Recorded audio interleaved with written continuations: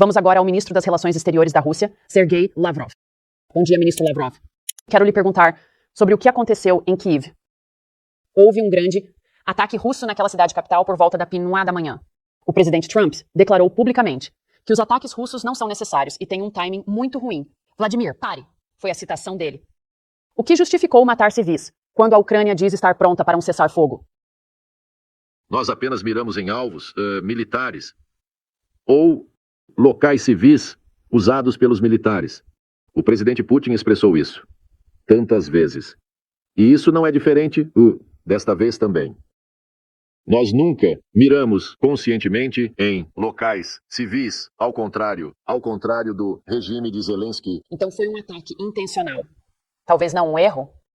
Se este foi um alvo usado pelo exército ucraniano, o Ministério da Defesa, os comandantes no campo têm o direito de atacá-los. Então, só para ficar claro, quando o presidente dos Estados Unidos diz, Vladimir, pare, isso é uma rejeição a esse pedido?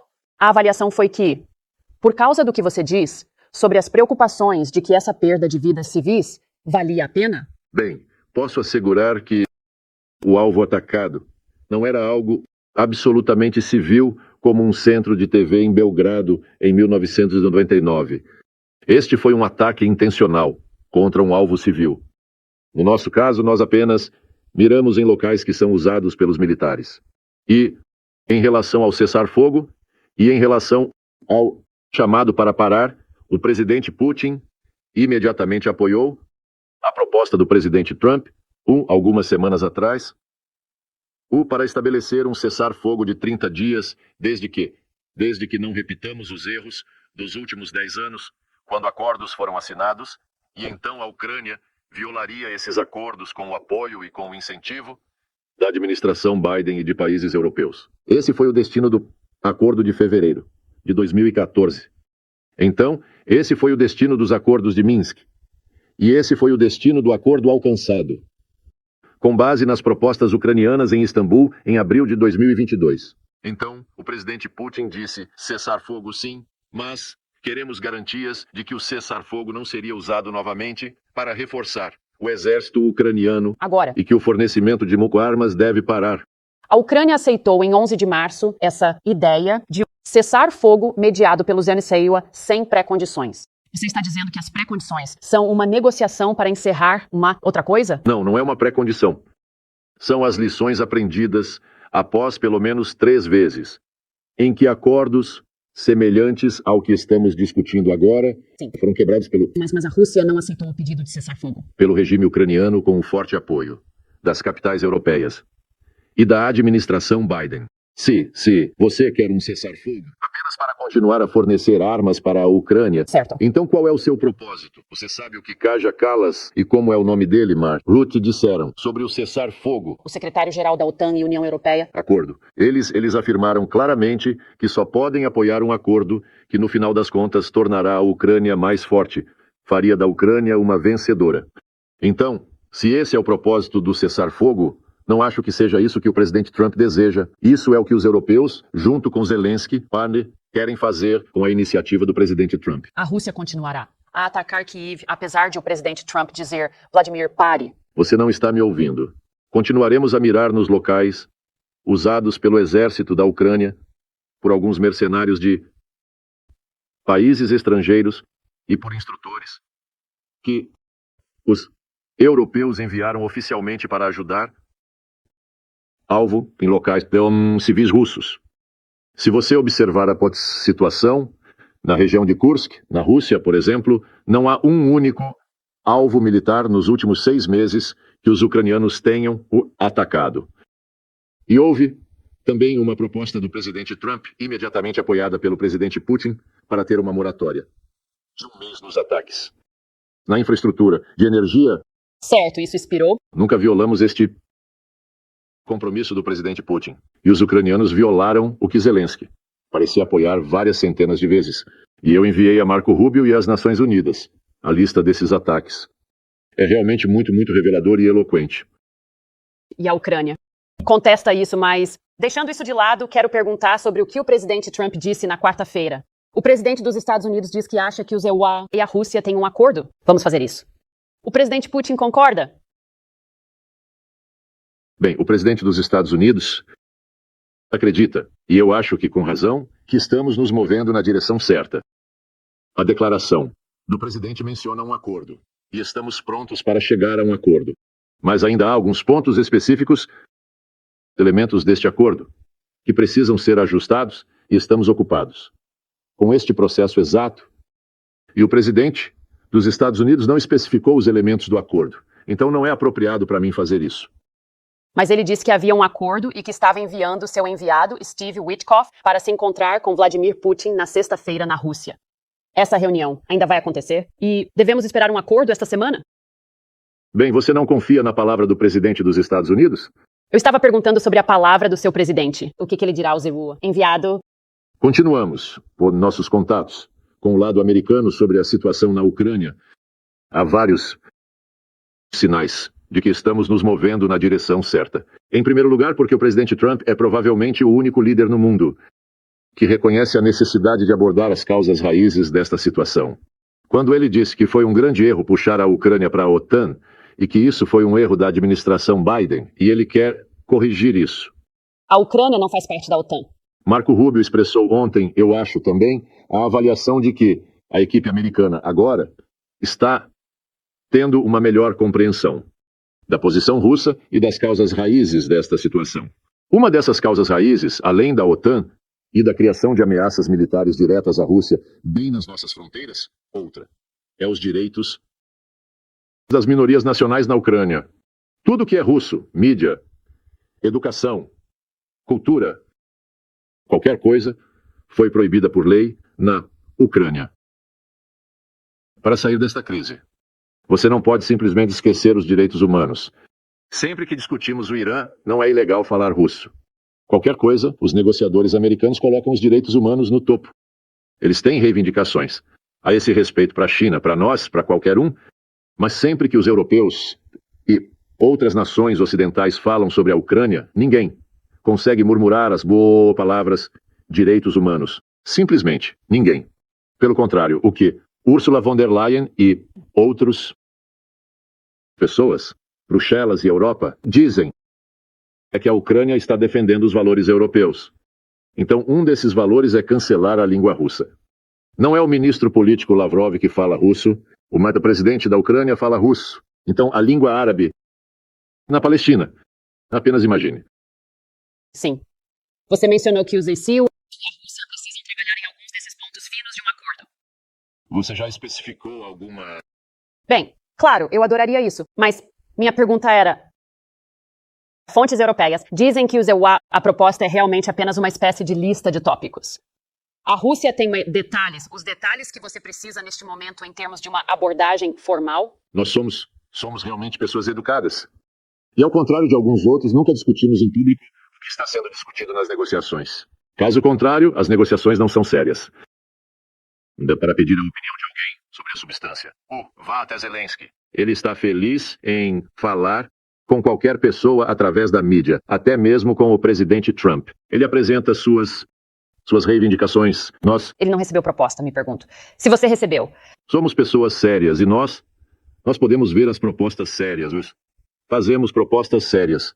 E este é um processo que não deve ser público até o final. Ok, então nenhum acordo. É iminente. Eu não disse isso.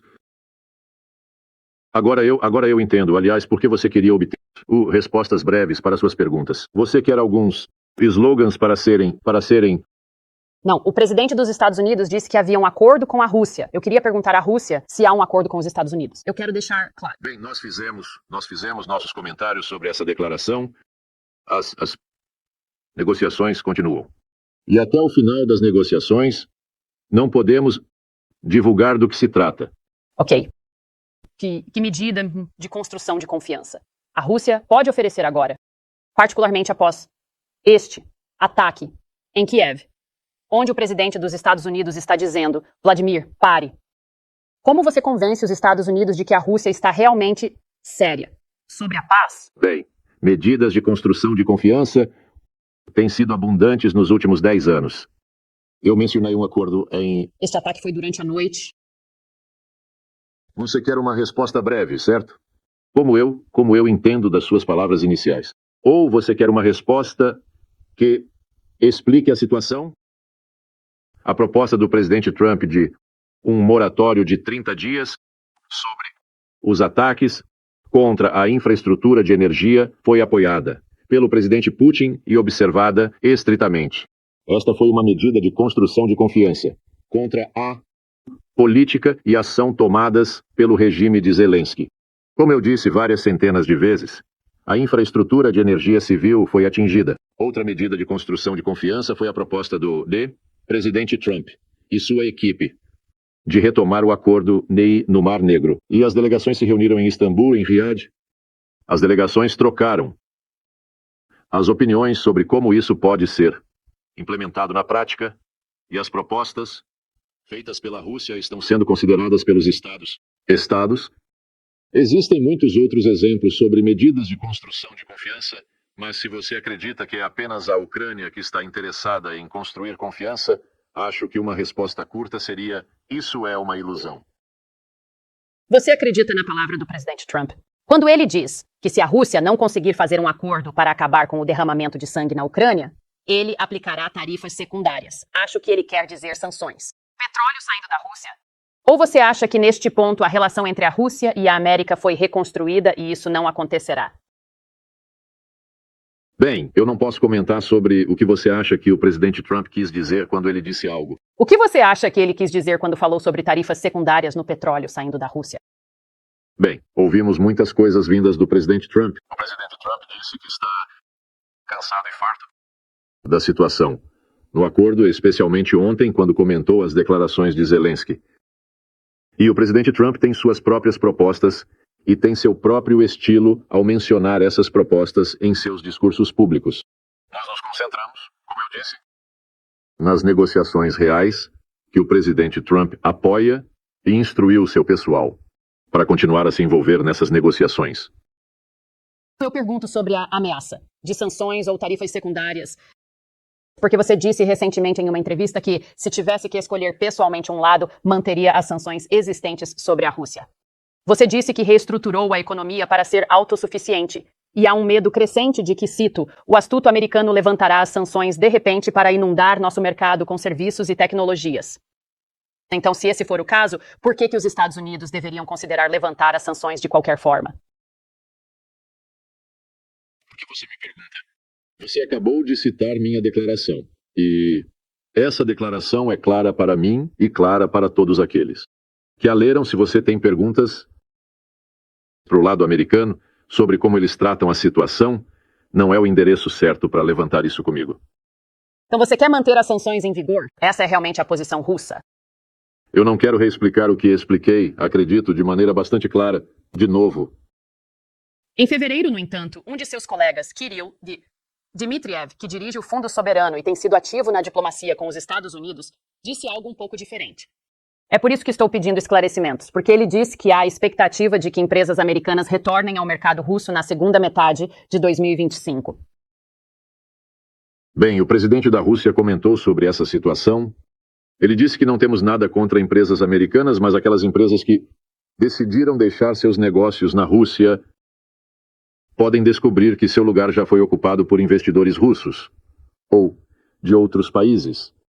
E nesse caso não tomaríamos qualquer decisão que discrimine aqueles que vieram para investir na Rússia em vez de americanos.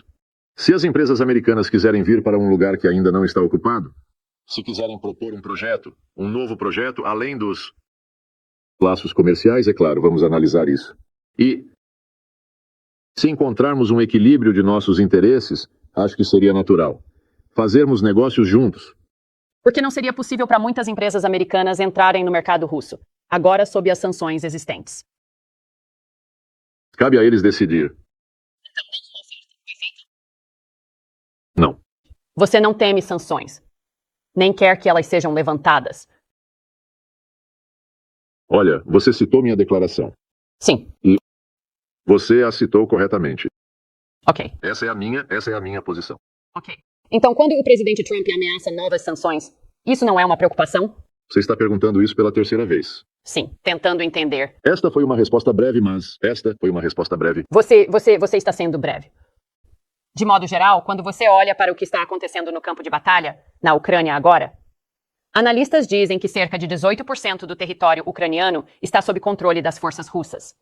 A inteligência dos Inaus e Urfan diz que as tendências no campo de batalha estão a favor da Rússia. Então, se esse for o caso, por que os Yasinwaks e Nimira deveriam acreditar que a Rússia está séria em acabar com a guerra? Se tudo está a seu favor? Bem, nós julgamos, pela reação de nossos colegas americanos, ao que lhes dizemos, e isso está sendo feito durante as negociações que são confidenciais, como qualquer negociação séria, e eles conhecem nossa posição. E eu, como citei Marco Rubio, ele disse publicamente que agora eles entendem melhor a posição russa e as razões do que está acontecendo. E ele disse que ninguém em Washington moveu um dedo para fazer o mesmo, para tentar entender a Rússia durante a administração Biden. Que você acha que poderia resistir às negociações de paz na Ucrânia desmoronando? Bem, primeiro, a Rússia está sempre disponível para o diálogo. Então você deve direcionar sua pergunta para o lado americano. Em segundo lugar, você está julgando o processo atual ao dizer que as negociações eventualmente fracassarão. Nós nos concentramos em fazer negócios, não em pensar, você sabe, em fracassos ou vitórias sobre qualquer coisa, a menos que você se concentre nos fatos. É isso que fazemos. Você não pode ser sério sobre o que está fazendo. Bem, o presidente Trump e o secretário Rubio disseram que a janela estava se fechando, que o tempo está se esgotando aqui. Essa não é a minha opinião. Isso é o que eles disseram? Eu quero te perguntar um pouco. Bem, vá em frente, desculpe. Espere um segundo. Eu apenas citei o Marco Rubio, que ontem falou sobre uma melhor compreensão da posição russa, então talvez você tenha perdido isso. Bem, ele também disse que uma decisão precisava ser tomada em dias e que os Iowa têm outras coisas em que se concentrar. Bem, nós entendemos. Nós entendemos a impaciência. Porque na cultura americana, você cria expectativas. E você acende a tensão em torno dessas expectativas. Isso não ajuda a fazer política real. Mas no nosso caso, como eu disse, estamos sempre prontos para o diálogo, prontos para negociações. E não começaríamos, você sabe, apostando em um fracasso. Isso seria uma característica de maus negociadores, né? Negociadores inexperientes. Outros no governo russo propuseram que os IPSU e a Rússia poderiam trabalhar juntos no Ártico. Existem áreas específicas de discussão. Para a cooperação agora? Você sempre quer que eu revele coisas... Bem, isso é uma declaração pública. Coisas que podem ser discutidas pelos respectivos oficiais da Rússia e dos Estados Unidos, por aqueles que são responsáveis pelo comércio, cooperação econômica, investimentos e assim por diante. Como você espera que um participante de negociações que ainda precisam alcançar algum tipo de entendimento específico revele detalhes em público? Isso não é sério. Eu estou perguntando o que você acha que é o potencial. Então, eu li o livro do presidente Trump, A Arte da Negociação. E ele não aconselha a divulgar informações antes do tempo. Com todo o respeito, o presidente Trump fala bastante sobre as coisas que ele gostaria de fazer com a Rússia e as oportunidades de trabalhar juntos. Eu entendo que você não quer.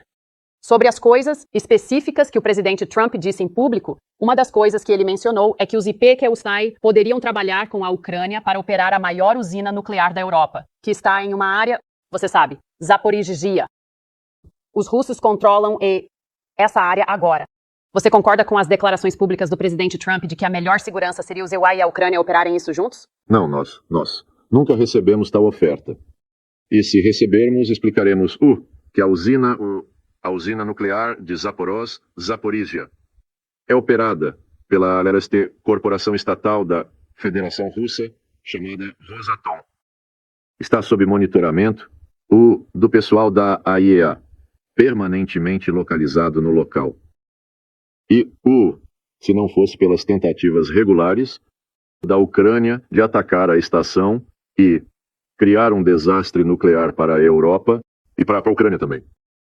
A segurança, eu acho que é importante que os requisitos sejam totalmente implementados e está em muito boas mãos. Então isso é um não? Não, eu não acho que qualquer mudança seja concebível. Ok, porque isso estava em uma declaração pública da Casa Branca para a mídia?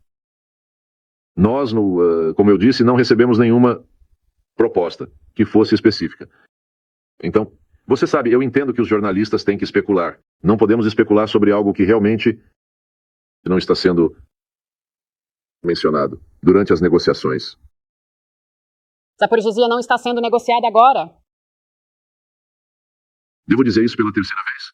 Mas eu ouvi você. Mas eu só quero deixar bem claro, porque isso também é amplamente relatado como estando na proposta do ZEUA. Proposta atualmente na mesa. Por que você não me pergunta sobre a posição do presidente Trump na Crimeia? Você gostou do que o presidente Trump disse sobre a Crimeia ontem, quando ele disse que estava sob controle russo desde 2014? Não se trata de gostar ou não gostar. Trata-se do fato de que ele disse a verdade. Então ele disse algo específico que você gostou? E quando Zelensky disse que isso é absolutamente excluído, porque a Crimeia é parte da Ucrânia, de acordo com a Constituição, ninguém, na Europa ou nos Estados Unidos, aliás, lembrou a ele disso. Além das questões territoriais, a Constituição ucraniana garante, cito, o livre desenvolvimento, o uso e a proteção do russo e de outras línguas de minorias nacionais na Ucrânia. E eles garantem o desenvolvimento da identidade étnica, cultural, linguística e religiosa de todos os povos e minorias nacionais na Ucrânia. Isso também está na Constituição, mas como já mencionei, e você decidiu não aprofundar neste tópico, ninguém no Ocidente sequer menciona direitos humanos quando exigem que a Ucrânia derrote a Rússia no campo de batalha. O presidente Trump disse que a Crimeia nem está sendo discutida agora. Sim, porque isso já está resolvido. Você quer dizer que a Rússia ocupa e controla e não negociará o futuro da Crimeia? É isso que você está dizendo. A Rússia não negocia seu próprio território. Então isso é uma coisa específica. Faço público. Você disse que tudo mais que eu perguntei sobre a proposta do ZEUA, e a proposta é muito sensível para discutir. Há alguma outra parte da proposta do ZEUA que você goste? Não. Eu apenas comentei o que foi dito publicamente. E eu também disse que negociadores normais, enfatizo isso mais uma vez, normais negociadores, não negociam através de um microfone. Eles se encontram e discutem, ouvem uns aos outros, tentam entender, tentam ver onde de interesse pode ser alcançado. E é assim que nossos contatos com os representantes americanos são organizados. Respeitosamente, você está nos níveis mais altos da diplomacia russa há 30 anos. Isso não é há pelo menos 30 anos. Quero dizer, você tem desempenhado papéis diplomáticos muito importantes dentro do topo do sistema diplomático russo por um tempo muito, muito longo. Não acho que qualquer parte disso seja típica ou normal para usar a palavra que você usou. Steve Witkoff é o enviado. Kirill Dmitriev é o enviado de Vladimir Putin aqui. Você acha que é infeliz que o sistema internacional de diplomacia não esteja sendo mais utilizado e que seja essa estrutura de enviados pessoais 1 a 1? Você pode não expressou sua decepção de que o sistema internacional de diplomacia não foi utilizado durante toda a administração Biden. Não, eu estava perguntando se você estava desapontado. Você não mencionou que os europeus estão realmente muito nervosos, que estão sendo marginalizados. Mas eu posso citar muito do que os europeus declararam. Eu já mencionei Kaja Kallas e Ursula von der Leyen, que disseram que qualquer acordo deve garantir que a Ucrânia esteja mais forte e que a Ucrânia esteja acima da Rússia. Veja, você precisa de negociadores que acreditem nesse tipo de lógica e que não queiram buscar um equilíbrio honesto de interesses. A administração Trump está interessada em buscar um equilíbrio de interesses. Eles, sinceramente, querem entender melhor a posição russa, e eles estão obtendo esse entendimento. E nós entendemos melhor a posição americana através de negociações, reuniões e discussões que temos com eles. E como se os Estados Unidos estivessem dispostos a voltar para esse caminho. Veremos quais são. Quais são as condições sob as quais isso pode ser possível.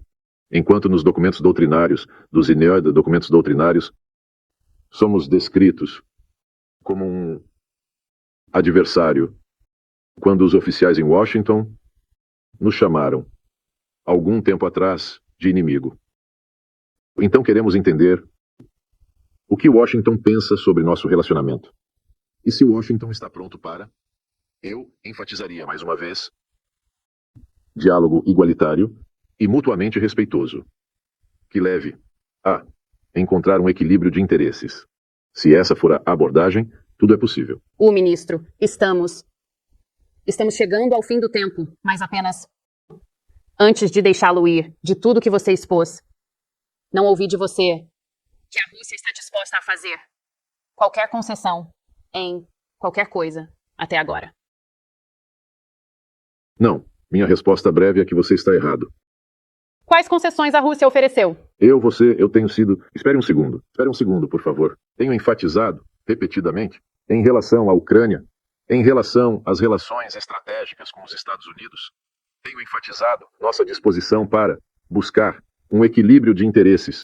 Se isso não é o que sua estação considera disposição para negociações, então eu não sei como ser ainda menos eloquente ao tentar ser breve em minhas respostas. Bem, houve coisas muito claras e específicas ditas pela administração Trump, como o vice-presidente dizendo que as atuais linhas de contato na Ucrânia congelariam e terminariam bem próximas de onde as tropas estão.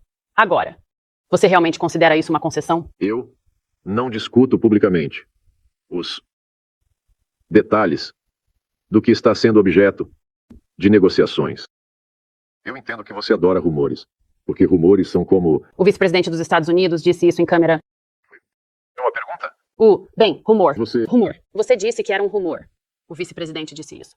Talvez você tenha perdido. Não, eu disse. Nós. Não, eu disse sobre nós. Não estamos discutindo coisas que são objeto de negociações. Ok. Ministro Lavrov, obrigado pelo seu tempo esta manhã. Muito obrigado.